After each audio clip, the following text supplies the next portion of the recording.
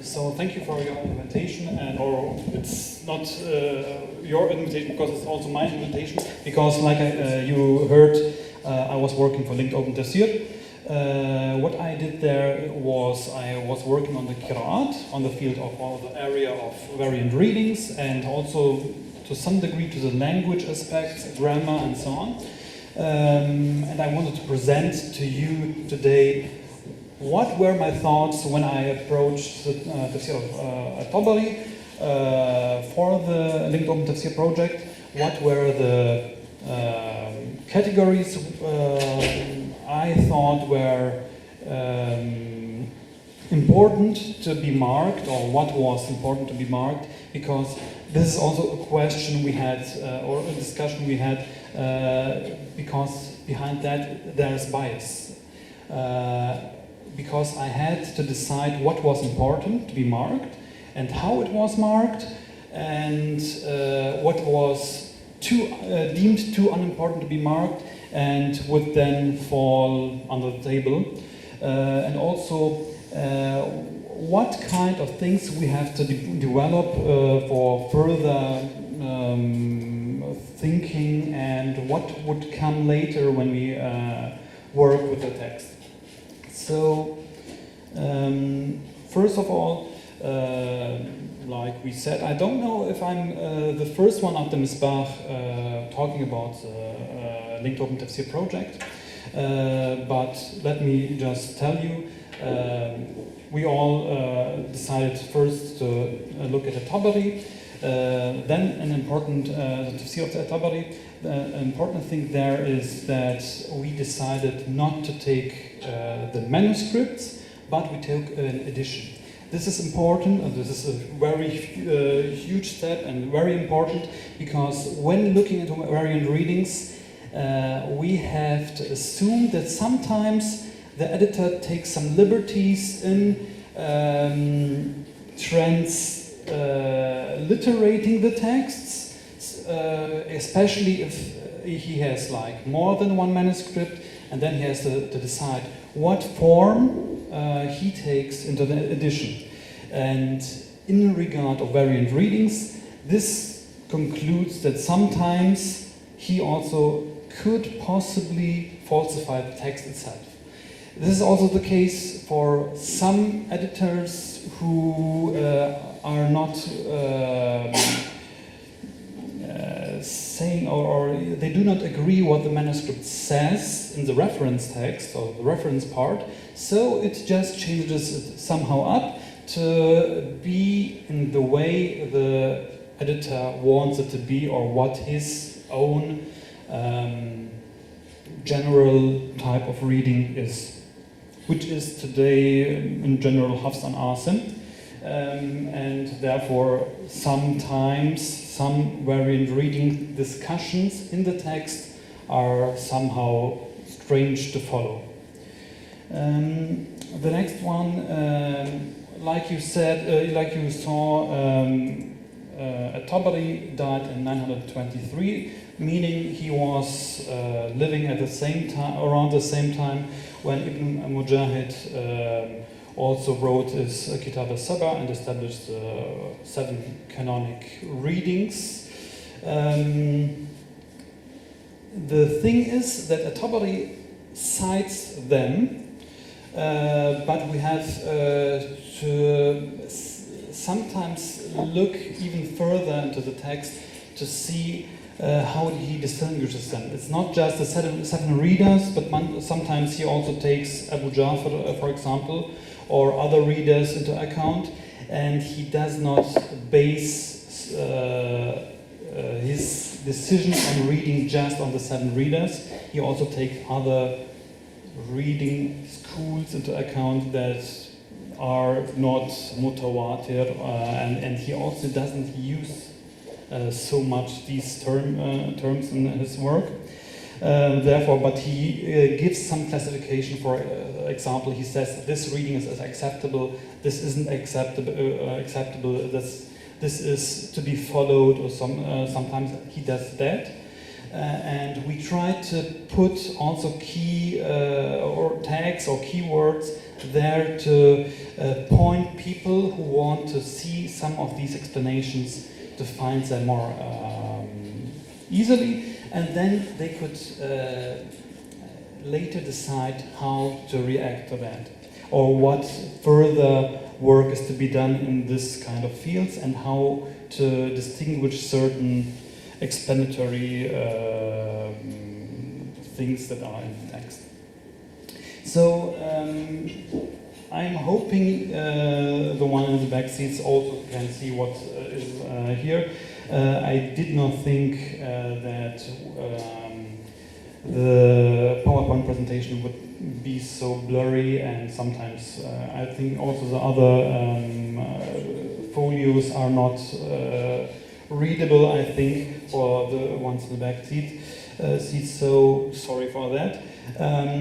But just to describe for someone who never saw how variant readings are discussed in in a tafsir work, early tafsir work, we have, for example, this is the most basic discussion of a qira, of a variant reading. We have the readers here marked in red.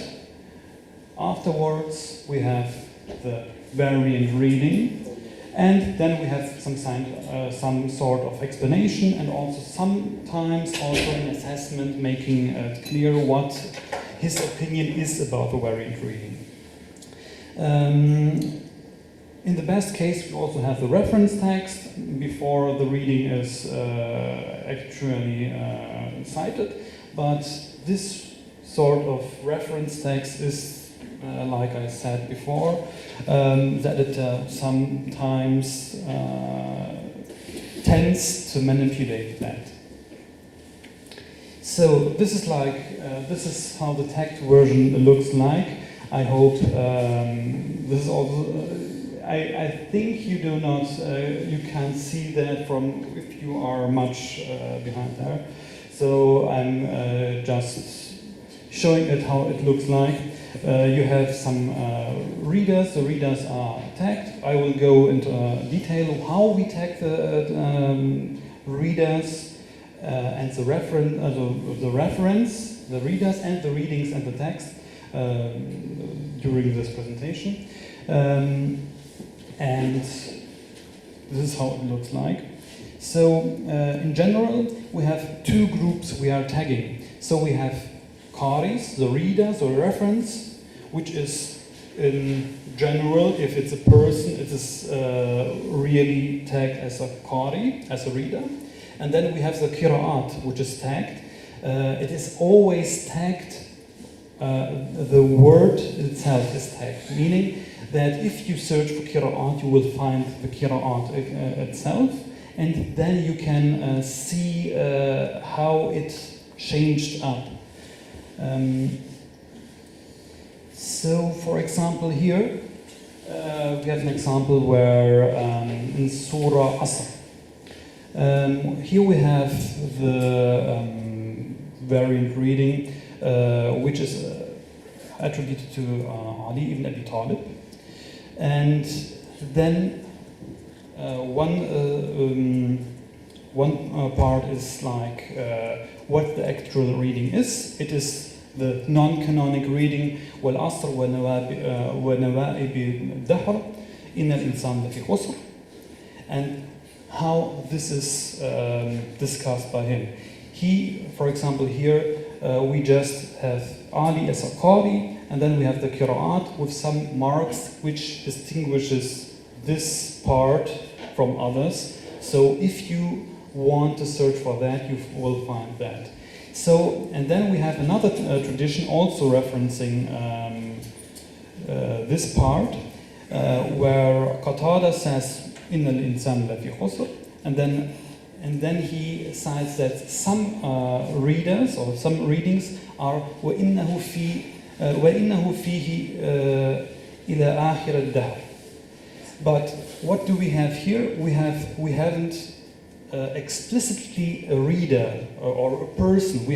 It's some readings, meaning we had to import, or we had to establish a tag for unknown readers, which is also sometimes difficult to put somewhere when there is not a certain word which tells us that there is nothing, or that not nothing, but he does not tell us who it is. It's just ba'duhum, or I don't, or other words that somehow do not go into detail who this person is. So here just some reference tags in general. We have the qari, like I said, for the person.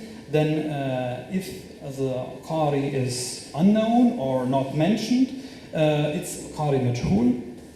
If in the text a mushaf is mentioned, it's irrelevant if it's mushaf of a person, for example, mushaf of Ibn Mas'ud, mushaf Abdullah, and mushaf Ubay, and so on.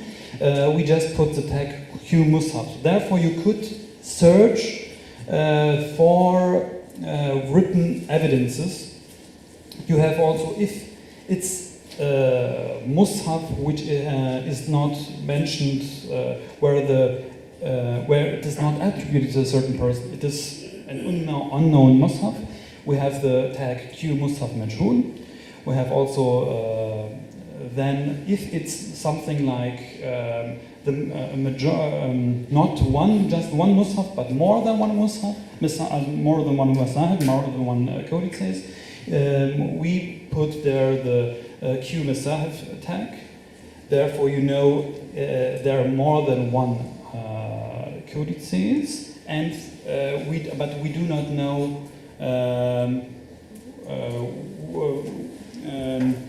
from whom they are. And then we have another tag, which is the mushaf of a certain city. There we just put the Q mushaf and then the city afterwards. For example, here Mushaf Medina, or Q mushaf Mecca, Q mushaf Basra, Q mushaf Hijaz, and so on.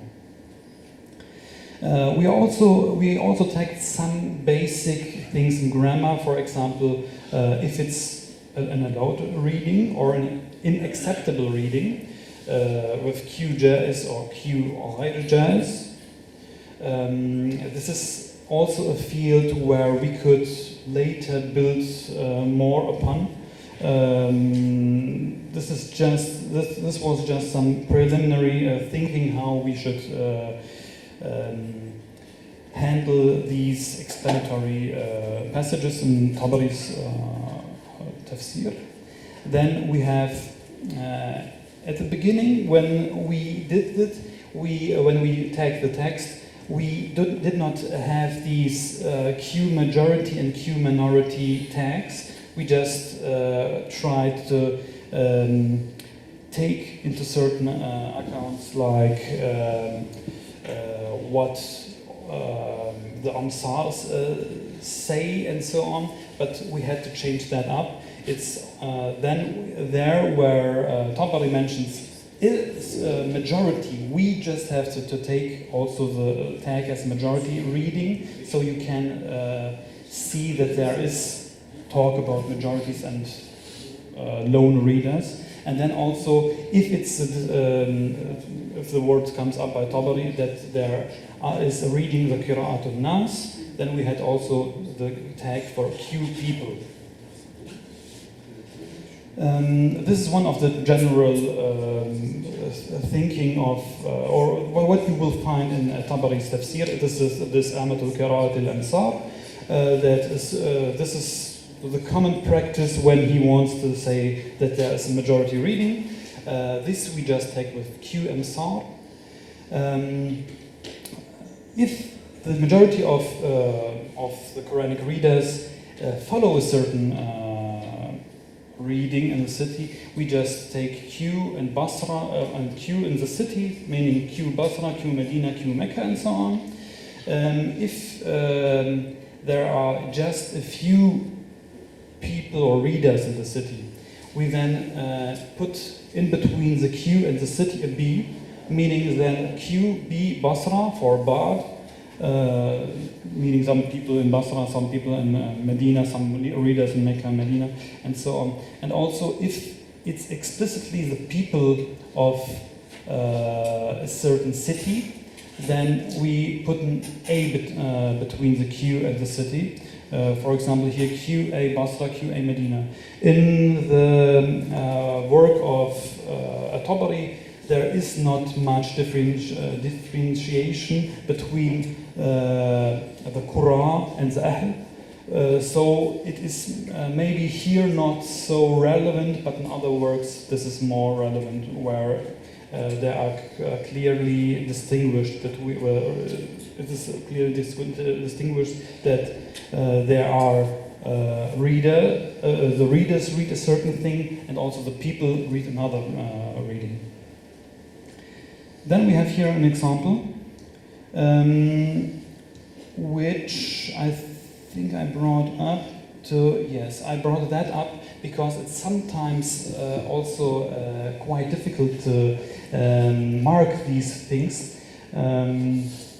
For example, if Tabari says something like, from the readers of Medina, one person reads a certain thing. So at the beginning, when our workers were taking the text, there was one huge problem that they were not in the material inside, and they tagged like something like the whole city of Medina and a certain reader. For example, here it is from the readers of Medina, Abu Ja'far. They tagged it as the readers of Medina and Abu Ja'far read a certain way. But it is different in the text. What is meant is that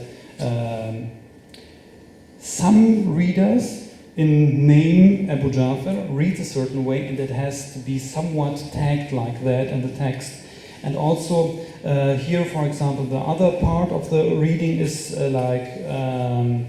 the majority of Kufa except Asim read another way, or the same way as Abu Ja'far in this example. It's about Jama'ah and so on, and other than, I think in Surah 100, I think it has to be Surah 100. So it is quite difficult sometimes to just, based on certain words, to tag also the text. You have to be also inside the text to decide how you work with certain elements of the text.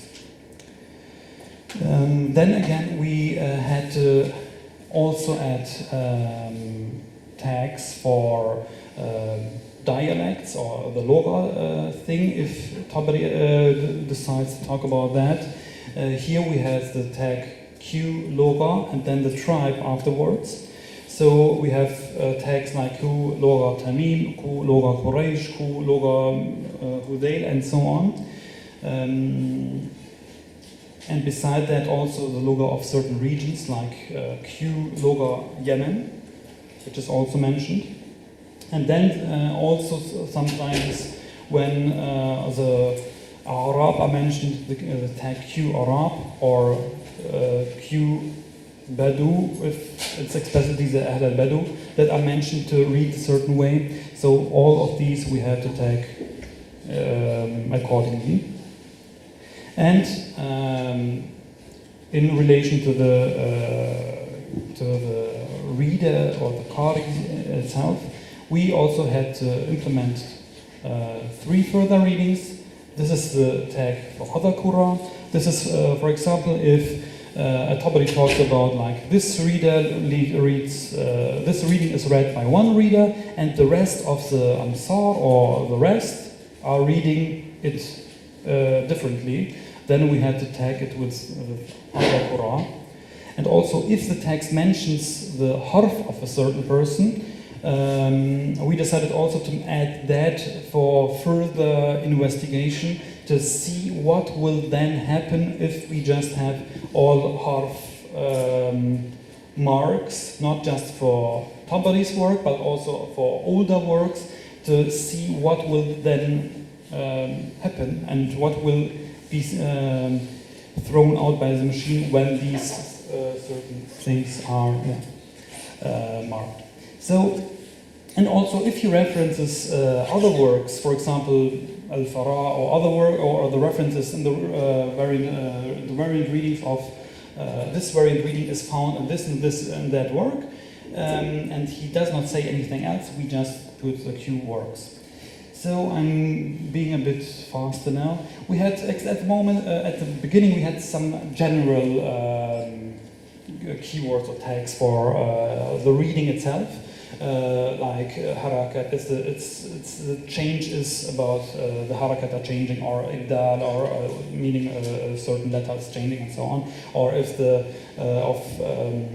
order of two words are changing, then we just put it like that. Later we added also more specific tags for certain readings, like idgham for assimilation rules, the pausal forms were also explicitly added or marked, imala rules, and also ishmam. And also something I also wanted to be added there, and I added it accordingly, is when the rasm changes. Now we can just put the tag Q rasm change, and it will just show us everything there. And if it is really, if you can really see that the text was manipulated by the editor, there we put, or I put the tag Q manipulation into the text, and then you can, this is some sort of thing or how we walked around the commentary feature, where we had to write a commentary. I put Q manipulation there, and then later on we will just put a comment there why we think that this is manipulated by the editor. I will show you in a moment also a case of that. This is this one. This is about Surah Qul Huwallahu. It's about the kufuwan. So what do we have here? We have here the reference text. I put it here to see more, to see it bigger, because I think the small text above is not readable. So what we see here is it says that Tabari reads kufuwan, and also the other sentence is and the majority of Basra reads also kufuwan, and some people in Kufa read kuf'an. But the problem is that the majority reading also in at the time of Tabari is not kufuwan, it is kufu'an. And the variant reading of Hafs and Asim today, just for Hafs and Asim today, in this verse is kufuwan. So what he did, he just manipulated the text, and so when you read that, you think Basra also reads this reading, which is just for